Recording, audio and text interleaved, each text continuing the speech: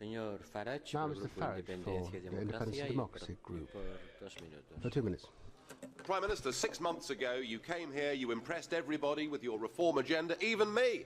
I said if you achieved your goals, I would support you. Economic reform was the cry. And within a couple of weeks, the Commission had proposed to scrap 68 new laws. I thought, crikey, perhaps Blair's going to do it. Perhaps he really is going to reform and change.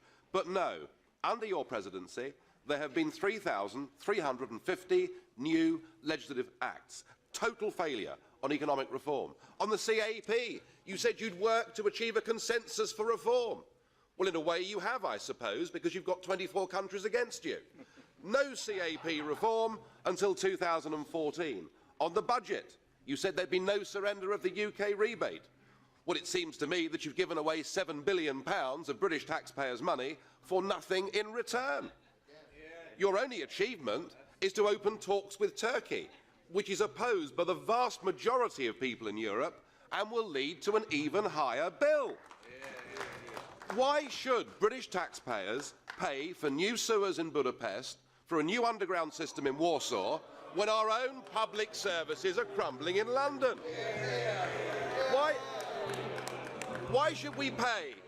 Why should we pay a penny piece into an organisation whose accounts have not been signed off by the auditors for the last 11 years in a row? This budget deal is game, set and match to President Chirac. No cheese-eating surrender monkey he. Unlike you, he stands up for the French national interest, not some bizarre notion of Europe, and he has outclassed and outplayed you at every turn.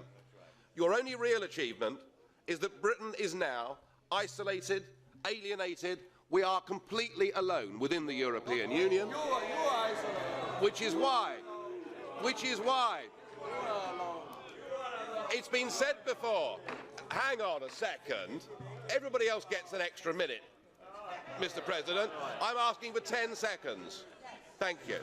Which is why, Prime Minister, I urge you. It's often been said that you wanted to be the permanent President of Europe. Please stay on for a further 6 months, 6 more months of the British presidency, and they'll kick us out. Thank you.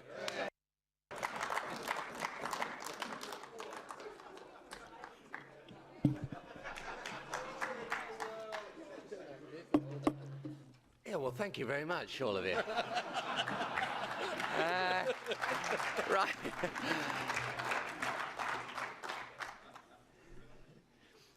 There are, in my experience in politics, there are 3 groups of people.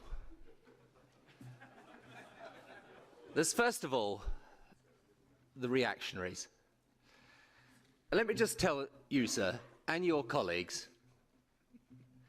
you sit with our country's flag, you do not represent our country's interests.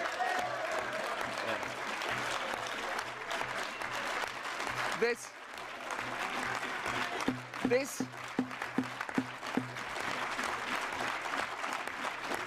is the year 2005. This is the year 2005, not 1945.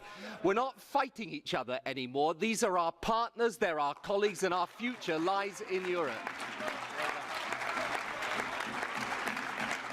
And when you and your colleagues say, what do we get in return for what we contribute to enlargement? I tell you what we get. We get a Europe that is unified after years of dictatorship in the East. We get economic development in countries who we have championed.